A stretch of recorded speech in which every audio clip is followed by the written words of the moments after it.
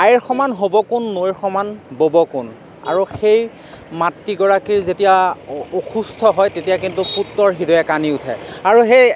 এটা দৃশ্য দেখুৱাম আমি এইজন কামপুৰৰ যুৱক আৰু সেই যুৱকজনে কিন্তু মাকৰ চিকিৎসাৰ বাবে এইদৰে হাতত পাত্ৰ লৈ পেলাই এতিয়া কলিয়াবৰত দেখা পোৱা গৈছে কলিয়াবৰৰ উলনি চাৰিআলিৰ এই দৃশ্য আৰু এই দৃশ্য দেখিলে সাধাৰণ যি পথাচাৰী আছে সেই পথাচাৰীৰ কিন্তু দুচকু সেমেকি উঠিছে আৰু তেওঁলোকে খন্তেক ৰৈছে দুই এষাৰ কথা পাতিছে আৰু কথা পাতি পেলাই তেওঁলোকে কিছু সাহায্য আগবঢ়াইছে প্ৰকৃতাৰ্থত তেওঁ মাতৃ এক দুৰাৰোগ্য ৰোগত আক্ৰান্ত আৰু সেইবাবে তেওঁ কামপুৰৰ পৰা কলিয়াবৰলৈ আহিছে আৰু কলিয়াবৰলৈ আহি এইদৰে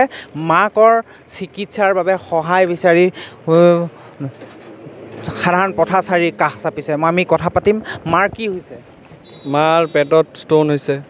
অপাৰেশ্যন কৰিব লাগে সেইটো কাৰণে পইচা লাগে 40,000 মান হ'লে হৈ যাব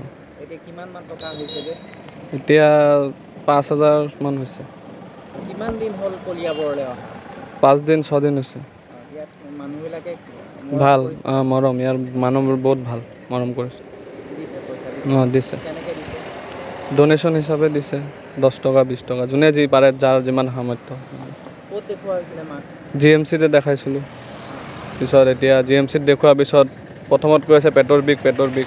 দুদিনমান ঔষধ খুৱাইছোঁ পিছত কয় পেটৰ বিষ কমা নাই পিছত আল্ট্ৰাচাউণ্ড কৰিলোঁ ধৰা পৰিল পেটত পাথৰ হ'ল এতিয়া অপাৰেশ্যন কৰিব লাগিব এইটোৱে কৈছে মোৰ নাম দীপু মালাকাৰ নমিতা মালাকাৰ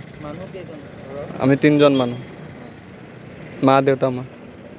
নিশ্চয়কৈ আচলতে মমতাময় মাতৃৰ কাৰণে এইজন পুত্ৰ ওলাই আহিছে মই দাদা আপোনাৰ লগত কথা পাতিম আপোনালোকে এই দৃশ্য দেখিছে দুচকু আপোনাৰো সেমেকি উঠিছে কিছু সহায় আগবঢ়াইছে কি ক'ব মই সহায় বাৰু দিলোঁ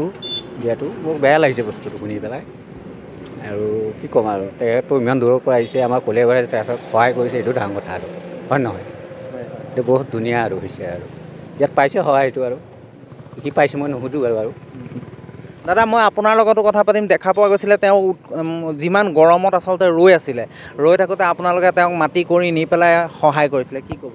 এই সিদিনা আজি কেইদিনমান হ'ল বহুত ৰ'দত ইয়াত ৰখি আছে তেতিয়া আমি ছাঁলৈ মাতি নি পেলাই আমি কৈছোঁ অকণমান ৰোৱা ইয়াতে পানী অকণ খোৱা আমি 2-4 টকা দিছোঁ আৰু যিমান পাৰিছোঁ পইচা দিছোঁ গোটেইকেইটা আমি অটো যিকেইখন আছিলোঁ গোটেইকেইখনে দিছোঁ কিছুমানে 20 টকা দিছে 50 টকা দিছে 40 টকা দিছে তেনেকৈ দিছোঁ আৰু আমাৰো বেয়া লাগিছে ইমান ৰ'দত এজন ল'ৰা ৰখি আছে উলনি চাৰিআলিত সেইকাৰণে আমি মাতি নিছোঁ সেইদিনা সেইখিনি আৰু দৃশ্যটো দেখিলে দুচকু বেয়া লাগে ইমান ৰ'দত আৰু এজন ল'ৰাই তেনেকৈ ৰখি আছে আমাৰোতো বেয়া লাগে দেখি আমি মাতিছোঁ সেইকাৰণে সেইদিনা মাতি লৈ গৈছোঁ সেইখিনি আৰু ভাল হওক যাতে যেনেকৈ কষ্ট কৰিছে মাকজনী ভাল হওক আমাৰো তেনেকুৱা আছে আমাৰো কেতিয়াবা তেনেকুৱা হ'ব পাৰে সেইকাৰণে বেয়া লাগিছে আৰু আমাৰো যাতে নহওক